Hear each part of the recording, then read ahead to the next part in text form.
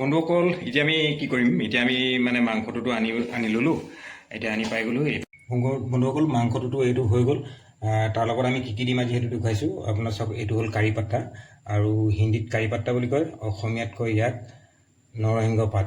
এখিলা আমি নৰসিংহ পাত লৈ ল'লোঁ, আৰু দুখিলা আমি মান ধনিয়া পাত লৈ ল'লোঁ। চাওক, এই দীঘল দীঘল দুখিলা মান ধনিয়া পাতেদি আজি আমি বনাম। আৰু এইপিনে দেখুৱাওঁ, চাওক, এই তিনিটা আমি ডাঙৰ ডাঙৰ পিঁয়াজ কাটি ল'লোঁ, আৰু তিনিটা আমি আলু কাটি ল'লোঁ, আৰু লগতে আদা আৰু এপিচ আদা আৰু অলপ নহৰু আৰু কেইটামান জলকীয়া লৈ লৈছোঁ। আৰু ইয়াৰ লগত আজি কি দিম বিশেষকৈ প্ৰয়োজন। চাওক, আজি ইয়াৰ লগত আমি মাংসৰ লগত কি দিম? মাংসৰ লগত দিম আজি আমি এইটো বস্তু সকলোৱে চিনি পাইছেনে? চবে চিনি পাইছেনে? কি বস্তু এইটো কওকচোন এবাৰ বাৰু, কি বস্তু এইটো? এইটো হয় বেম্বো শ্বুট।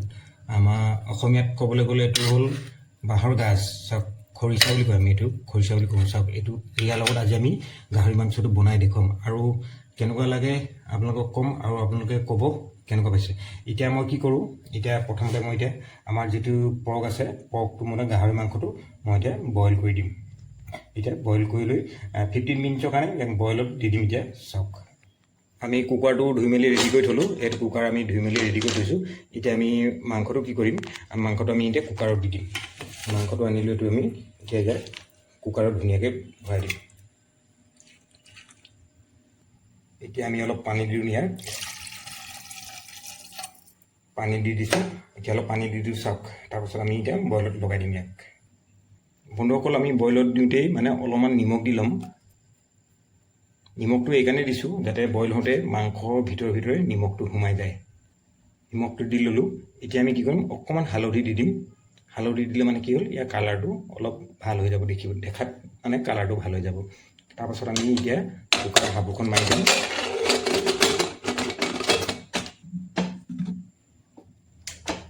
বছ, কুকাৰৰ সাবুখন মাৰি ল'লোঁ। এতিয়া ল' ফ্লেমত আমি গেছটো এতিয়া অন কৰি ল'ম। বন্ধুসকল, ফ্লেমটো আমি গেছটো অন কৰি লওঁ। চাওক, গেছটো অন কৰি ল'লোঁ। এতিয়া আমি ইয়াৰ ফ্লেমটো অকণমান কমাই দিম, অলপ ল' কৰি ল'লোঁ। ইমানটোত হৈ যাব। এতিয়া আমাৰ মাংসটো এতিয়া আমাৰ 15 মিনিটছৰ কাৰণে আমি এতিয়া বইল কৰি ল'লোঁ। 15 মিনিট, খুব বেছি 15 বা 20 মিনিটছ আমি ইয়াক বইল হ'ব দিম। এতিয়া বন্ধুসকল, যিহেতু এতিয়া আমি মাংসটো বইলত উঠাই দিলোঁ, বইলত উঠাই দিয়াৰ পাছত আমি এতিয়া কি কৰিম? আমাৰ যিখিনি আদা নহৰু আছে, আদা নহৰুখিনি আমি পেষ্ট বনাই লওঁ, আৰু আলুবিলাক ধুনীয়াকৈ কাটি লওঁ। তাৰপাছত আপোনাৰ মাংসটো তেতিয়ালৈকে মানে কি হ'ব, বইল হৈ যাব। তাৰপাছত আমি বনোৱাটো ষ্টাৰ্ট দিম। বন্ধুসকল, আমাৰ মাংসটো অলৰেডি বইল হৈ গ'ল। আপোনালোকক দেখুৱাইছিলোঁ বইল কৰিছিলে। এতিয়া বইল হৈ গ'ল। লগতে চাওকচোন, চাওক বন্ধুসকল, আমাৰ মাংসটো যিটো আছিলে, মাংসটো ধুনীয়াকৈ বইল হৈ গ'ল। এতিয়া আমি ইয়াক এতিয়া বনাব লাগে। মাংসটো অলৰেডি বইল হৈ গ'লে এতিয়া আমি ইয়াত কি কৰিম? এতিয়া আমি কেৰাহীখন উঠাই দিম। আৰু কেৰাহী আমাৰ ৰেডি হৈ আছে। কেৰাহীখন এতিয়া আমি উঠাই দিম। গেছটো অন কৰি লওঁ। হৈ গ'ল বন্ধুসকল। এতিয়া আমি কেৰাহীখন উঠাই দিলোঁ। কেৰাহীখন অকণমান গৰম হ'বলৈ দিম। গৰম হোৱাৰ পাছত অকণমান জাষ্ট তেল দিম। আৰু এইটো আমি যিটো আজি ৰেচিপি বনাইছোঁ, এই ৰেচিপিটো হ'ল বেম্বো শ্বুটৰ লগত, মানে বাঁহৰ গাজৰ যিটো খৰিচা, এই খৰিচাৰ লগত গাহৰি মাংস। আৰু ইয়াত মানে কোনো ধৰণৰ আমি মছলা ইউজ নকৰোঁ। অকল গোটা জিৰা অকণমান ইউজ কৰিম, গোটা জিৰা পাউডাৰ অলপ ইউজ কৰিম। বাকী আৰু আদা নহৰু পেষ্ট, আদা নহৰুখিনি মই পিচি ল'লোঁ। পিচি লোৱাৰ পাছত পেষ্ট কৰি ল'লোঁ। অলপ জলকীয়া দি দিছোঁ। তাৰপিছত পিঁয়াজখিনি কাটি ল'লোঁ, আলুখিনি কাটি ল'লোঁ। বছ, ইমানেই হ'ব। আৰু লগতে আমাৰ থাকিব এইটো বিধ কৈছিলোঁ নহয়, নৰসিংহ পাত মানে কাৰি পাত্তা, আৰু মান ধনিয়া দুখিলা। এই দুখিলা আমি দি দিম লাষ্টত। আৰু আপোনালোকে চাই দিয়ক, আমি এতিয়া বনাই গৈ আছোঁ। আমাৰ কেৰাহী অলৰেডি গৰম হৈছে। এতিয়া আমি তেল দিব লাগে। অকল তেলো বেছি দিবলৈ দৰকাৰ নাই, যিহেতু গাহৰি মাংস হয়। অলৰেডি গাহৰি মাংসত জানেই চৰ্বিত তেল থাকে, সেইকাৰণে আমি তেল অকণমানেই দিছোঁ। আৰু এতিয়া তেলটো গৰম হোৱাৰ লগে লগে আমি এতিয়া পিঁয়াজ দিম। পিঁয়াজটো দি লওঁ প্ৰথমতে। পিঁয়াজটো দিছোঁ।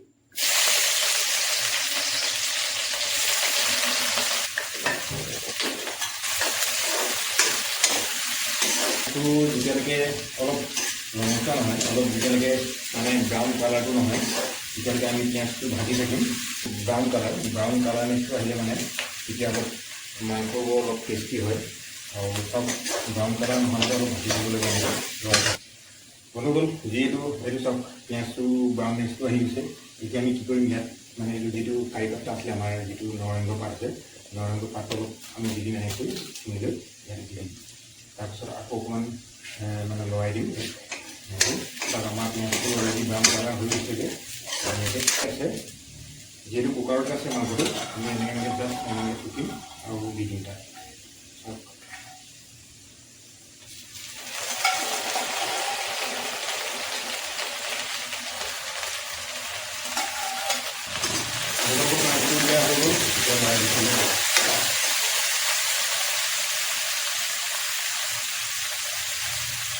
এতিয়া যিটো আমাৰ আদা নহৰু পেষ্ট আছিলে আমি পেষ্টটো দি দিম এতিয়া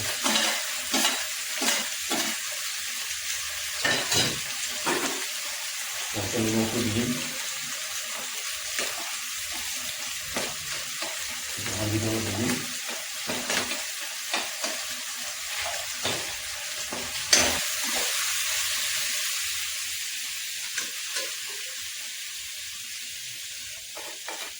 অলপমান জিৰা পাউডাৰ দি দিলোঁ আৰু অকণমান কালাৰ কাৰণে এই চিলি পাউডাৰ অকণমান দি দিলোঁ আৰু বন্ধুসকল নিমখটো সোৱাদ অনুসাৰে দি দিলোঁ আৰু এতিয়া আমি অলপ লৰাম তাৰপিছত আহি গ'ল আলুটো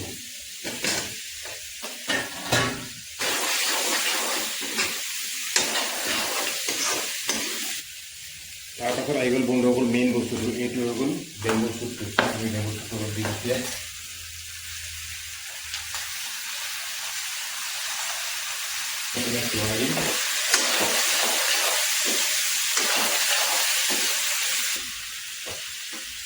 আৰু বন্ধুসকল ভিতৰৰ কালাৰটো মাংসৰ কালাৰটো চব কিমান ধুনীয়া মাংসৰ কালাৰটো চব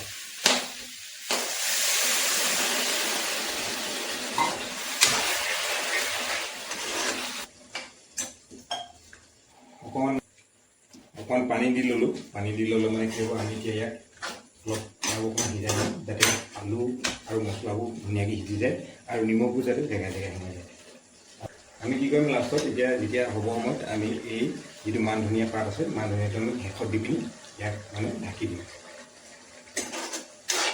বন্ধুসকল আমি মাংসত ধুনীয়াকৈ পানীটো দি দিলোঁ এতিয়া হিচাপমতে পানীটো দি দিলোঁ তাৰপাছত পানীটো যেতিয়া অলপ কমি যাব তেতিয়া আমি ইয়াক ৰেডি কৰি দিম খাবলগীয়া হৈ যাব আৰু এতিয়া আমি কি কৰিম এই দুখিলা আমাৰ মান ধনিয়া আছিলে মান ধনিয়া দুখিলা আমি জাষ্ট এনেকৈ দি দিলোঁ দিয়াৰ পাছত আমি কি কৰিম ইয়াক ধুনীয়াকৈ ঢাকি দিম আৰু ইয়াক আমি এতিয়া তেতিয়ালৈকে নাচাওঁ যেতিয়ালৈকে ই 15-20 মিনিট নহয় 15-20 মিনিটৰ পাছত ইয়াক উলিয়াম চাম ই ৰেডি হৈ যাবগৈ তাৰপাছত বন্ধুসকল ধুনীয়াকৈ আমি খাব পাৰিম বন্ধুসকল এতিয়া আমি চাম আমাৰ মাংসটো কিমান হৈছে আগবাঢ়িছে কিমানটো আগবাঢ়িছে যে সিজিছে নাই ভালকৈ কি হৈছে আমি চাওঁ আহকচোন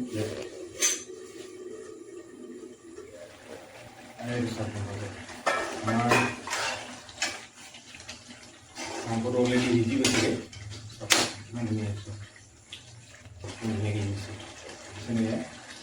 আৰু জাষ্ট আৰু অকণমান পানী শুকাই গ'লে আমি ইয়াক ৰেডি কৰিব পাৰিম ইয়াক খাবলৈ ৰেডি 2 মিনিটৰ পাছত ই ৰেডি হৈ যাব আমি ইয়াক ধুনীয়াকৈ খাব পাৰিম আৰু আজি আমাৰ দুজন আলহী অহাৰ কথা আছে আজি ঘৰত কোনো নাই মই আছোঁ অকলে আৰু ল'ৰাজন আছে আমি দুটাই আছোঁ আৰু দুজন আহিব মোৰ বন্ধু তেখেতলোকৰ লগত একেলগে বহি ধুনীয়াকৈ আজি খাম আমি পৰ্ক আৰু লগত বেম্বো চুটৰ লগত পৰ্ক চব্জি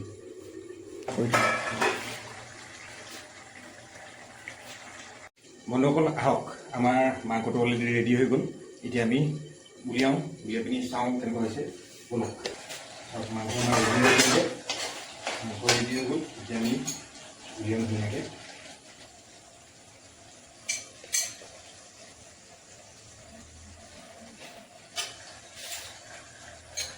বন্ধুসকল আমাৰ মাংস ৰেডি এতিয়া অকণমান খাই চাওঁ কেনেকুৱা হৈছে মই টেষ্ট কৰি চাওঁ যোনটো ধুনীয়া হৈছে সুন্দৰ আৰু এনেকৈ আপোনালোকে বনাই খাব বেম্বো চুটৰ লগত মানে বাঁহৰ গাহৰিৰ লগত মানে খৰিচাৰ লগত গাহৰি মাংস চাওকচোন কিমান ধুনীয়া লাগে কিমান ধুনীয়া কম্বিনেশ্যন চাওক এই পিচটো ইমান ধুনীয়া লাগিব খাই আপুনি ক'ব নোৱাৰিব মানে ইমান ধুনীয়া লাগিছে আৰু চাওক মই অকল জাষ্ট টেষ্ট কৰিছোঁ, গৰম হৈ আছে বস্তুটো।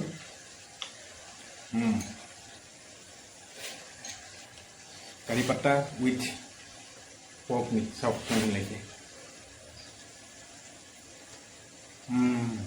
ধুনীয়া আছে বন্ধুসকল, আপোনালোকে এনেকৈ বনাব আৰু খাব, আৰু ক'বচোন আমাৰ এই পৰ্ক আৰু বেম্বো শ্বুটৰ ভিডিঅ'টো চাই কেনেকুৱা পালে এবাৰ জনাব, আৰু লাইক কমেণ্ট শ্বেয়াৰ ছাবস্ক্ৰাইব কৰিব নাপাহৰিব। ধন্যবাদ।